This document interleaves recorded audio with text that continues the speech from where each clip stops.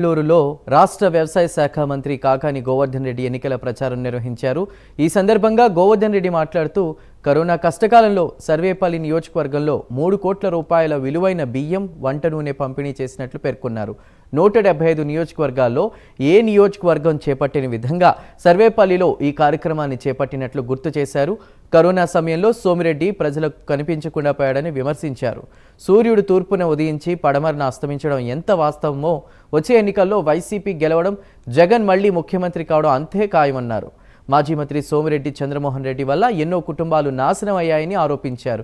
ఈ కార్యక్రమంలో మండల ప్రజాప్రతినిధులు, వైకాపా నాయకులు, కార్యకర్తలు పాల్గొన్నారు. నియోజకవర్గం నుండి శాసనసభ అభ్యర్థిగా పోటీ చేస్తున్నటువంటి నేను మీ అందరూ ఆశీస్సులు కోరి మొగుళ్ళూరు గ్రామానికి వచ్చిన సందర్భంగా ఇక్కడికి చేరుకున్నటువంటి ప్రతి ఒక్కరికి పేరు పేరున చేతులు జోడించే హృదయపూర్వకమైనటువంటి నమస్కారాలు తెలియజేస్తున్నాను. ఈరోజు ప్రత్యేకించి మే 13వ తేదీ ఆంధ్ర రాష్ట్రంలో ఎన్నికలు జరుగుతున్నాయి. ఎన్నికలు జరుగుతున్నటువంటి నేపథ్యంలో అనేక మంది అనేక రకాలైనటువంటి వ్యక్తులు రావడం, రకరకాలైనటువంటి ప్రలోభాలు పెట్టడం, ఓట్లు దండుకోవాలనేటువంటి ఆలోచన చేయడం అనేటువంటిది సర్వసాధారణమైనటువంటి విషయం.